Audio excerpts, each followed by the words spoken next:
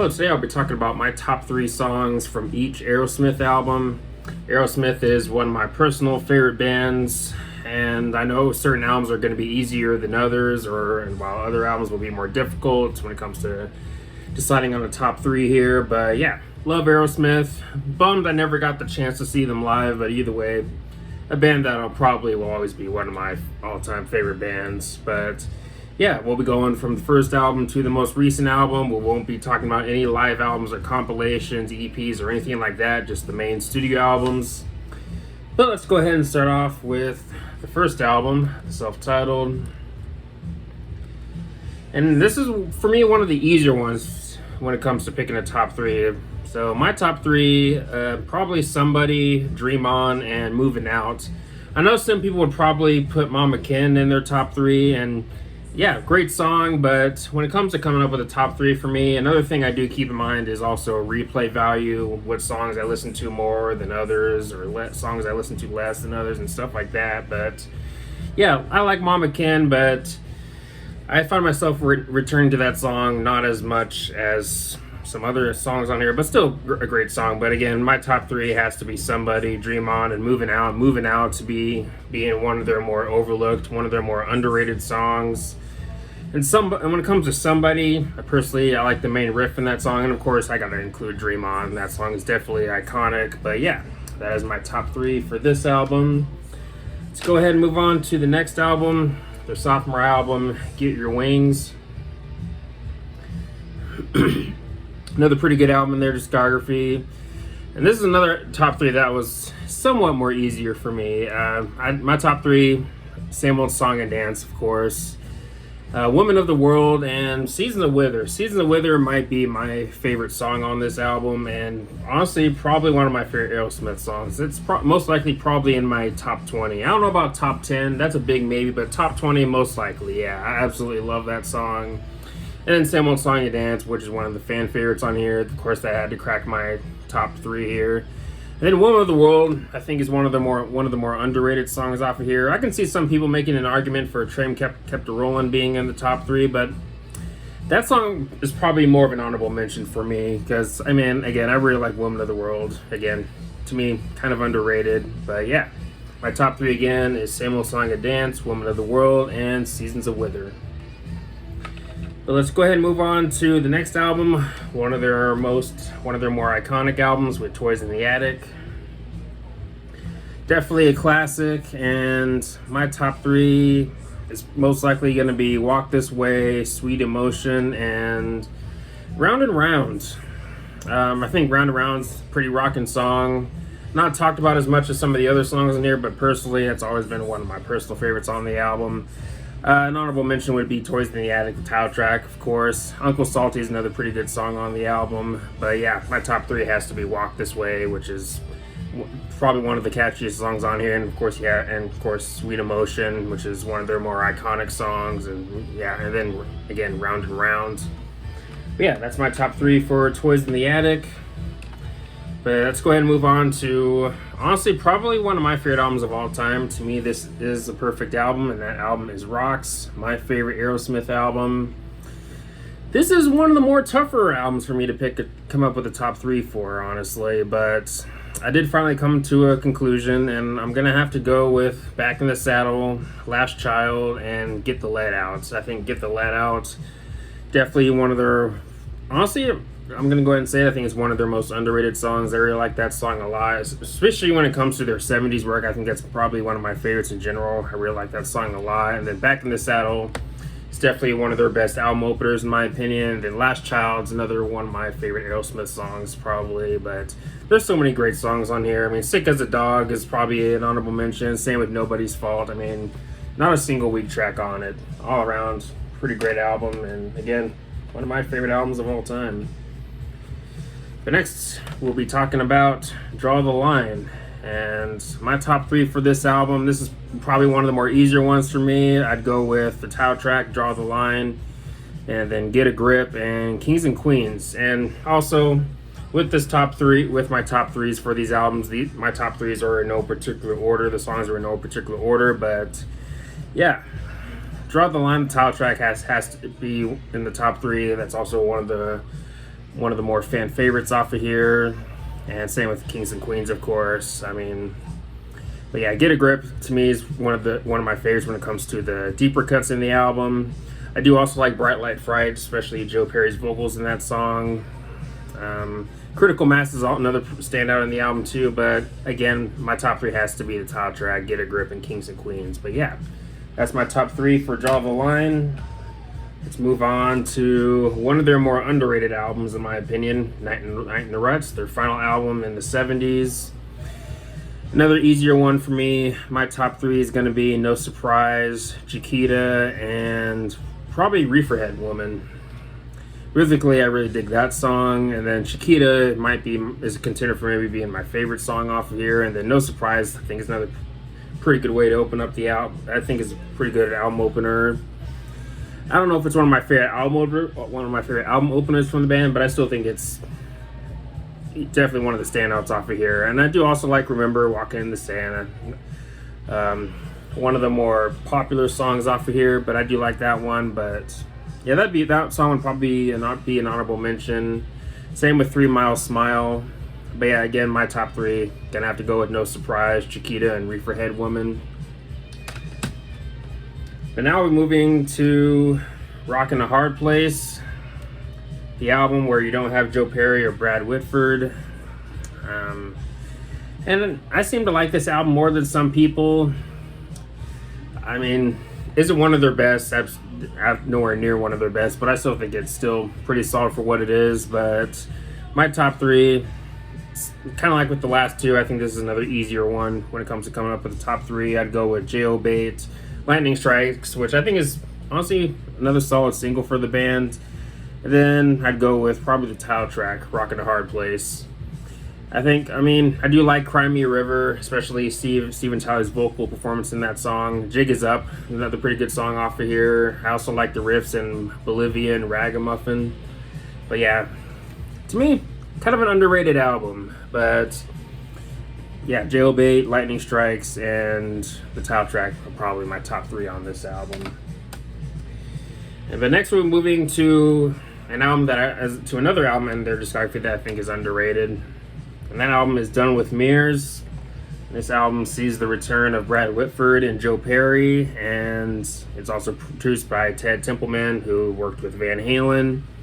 This album feels a bit more raw, but personally, I actually dig this album. I know, if I remember correctly, Joe Perry is the band member that's not too big on this album. I'm not sure what the rest of the band members think, but if I remember correctly, Joe Perry is the one that's mentioned that he's not a big fan of this album. But personally, again, I do dig this album, but my top 3, I'm gonna have to go with Let the Music Do the Talking. And I do like both versions, the Joe Perry version and this version. I probably like the version on the Aerosmith version more, but I've also heard that version more than I've heard the Joe Perry version, so there's also that too. But either way, again, I do like both versions. But yeah, Let the Music Do the Talking. The Reason the Dog, I just like the atmosphere of that song, and then also probably Sheila. I think Sheila is probably one of their most underrated songs. I really like that song a lot. And yeah, She's on Fire is also pretty good too. And Shame on You, I dig the guitar work in that song. And My Fist to Your Face is another pretty solid rockin' song, but gotta go with my top has gotta be Let the Music Do the Talking, The Reason a Dog, and Sheila. But yeah, to me, another pretty good album for the band. An album that I think deserves more attention, but now don't get me wrong, it's not top shelf Aerosmith, but I still think it is pretty good for what it is. But they make a pretty big return with the next album, with Permanent Vacation, which was a commercial success for them. And this was the first Aerosmith album that I heard in full, if I remember correctly. But yeah, another really good album for them. This album sees the band going more and more commercial, and yeah, personally, I do dig this album. And my top 3, I'm definitely going to be curious of what people think of my top 3 for this album, especially because only one of the songs in my top 3 is a hit. The other 2 are deeper cuts, but my top three are Cimaraya, St. John, and Angel. I think Angel is one of the band's best ballads. I still really like that song. I mean, don't get me wrong, I do like the bigger songs like Ragdoll and Dude Looks Like a Lady. I do like those songs, but personally, there are other songs on the album that I just find myself returning to or going back to more. But yeah, Cimaraya, I really dig that song. Kind of overlooked, not talked about as much as some of the other songs on the album, but personally, it's always been one of my personal favorites on the album. And I also like St. John, especially the rhythm work and the guitar work. I really dig those aspects of the song. And then again, Angel, one of their best ballads in my opinion. But yeah, that is my top three for Permanent Vacation. The next album, we'll be going to Pump, their final album in the 80s. I do also have the leather-bound limited edition long box. Found this at a record store.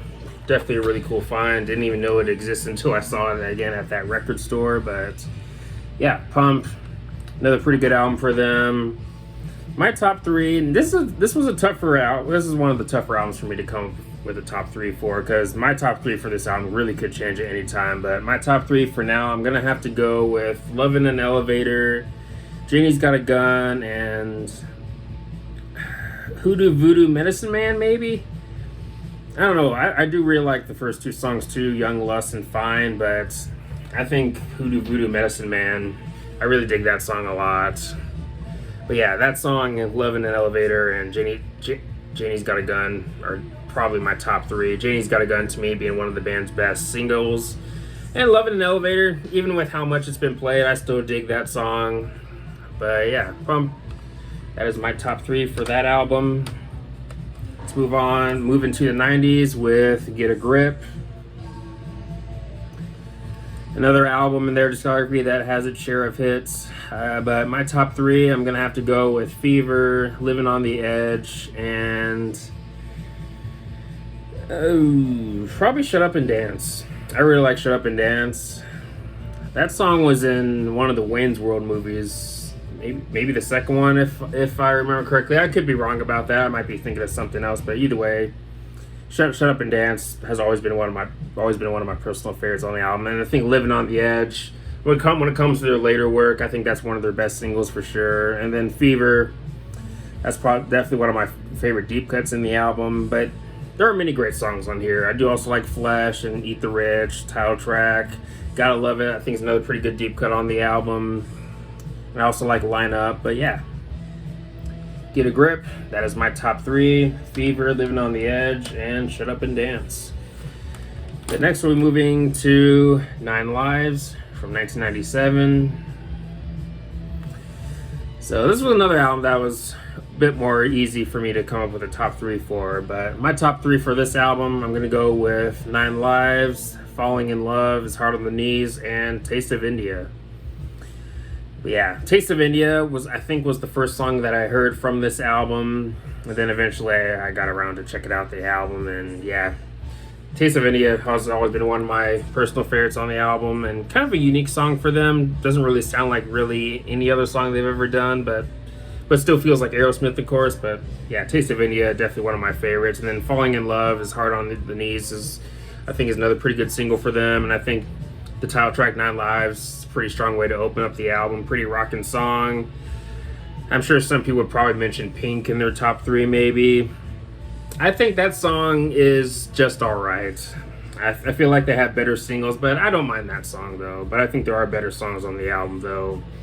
I mean, Ain't That a Bitch and Attitude Adjustment are also pretty good too. I do also like The Farm and some other song. Fallen Angels is alright too. I don't really care much for I Don't Want to Miss a Thing, which was in the Armageddon soundtrack, if I remember correctly. Never been that much of a fan of that song personally, but yeah, 9 Lives, to me, another pretty good album for them. Then now we're moving to, in my opinion, the band's last good album, and I know some fans even hate this album. Some people even point to this album as being their worst, but for me, I'm going to have to disagree. And this is probably their most poppy album, and I'm not alone in saying that, but that album is Just Push Play. This album, I've seen fairly mixed responses for, but for me, I like the album. nowhere near one of their best, but I do think it's solid for what it is. And yeah, my top three. It's honestly the first three songs on the album: Beyond Beautiful, Just Push Play, and Jaded. I mean, you have other great songs on here like Trip Hoppin', and I do also like Light Inside. That's another pretty good deep cut on the album. Sunshine's also solid. I do like that one. But yeah, there's maybe 2 or 3 skippable songs on here, but nothing on here that I would say is offensively bad by any means. At least in my opinion. Again, I know some fans hate this album, but personally, I like it. Is it top shelf Aerosmith? Absolutely not. Nowhere near that level, but I do, again, think it is a decent album. But yeah, my top 3, yeah, Beyond Beautiful, Just Push Play, and Jaded. I think Jaded is easily the best of the singles on here.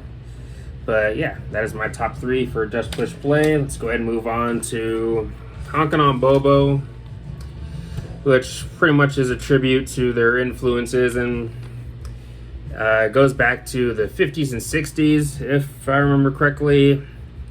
And personally, I'm not too big on this album, but I'm one of those people that the furthest back that I go when it comes to music is the first Pink Floyd album, which was 67, if I got the year right. And if it came out before the first Pink Floyd album, then I'm probably not going to be a fan of it. But hey, you never know, that could change sometime in the future, but for now that's where I'm at. But yeah, Honkin' on Bobo, never really cared much for this album, but my top 3, yeah, probably Roadrunner, Baby Please Don't Go, and The Grind. I think The Grind is a solid song, probably my favorite off of here, but yeah, an album that in general I still don't really care for all that much, but has a few okay songs on it though. But now to their final album, Music from Another Dimension. Never really cared much for this album. I also think this album is a tad bloated. I think this is an album that probably could have benefited from some trimming, at least in my opinion. But just like with the last album, I think this album also has a few decent tracks on it, but for me, at the end of the day, I still never, especially all these years later, still never really cared much. I still don't really care much for this album. So my top 3 on this album, I'm gonna go with Love XXX, the album opener, and Outgo the Lights, which is probably my favorite on here, and I'll go with Legendary Child. I think Legendary Child is a decent single for them.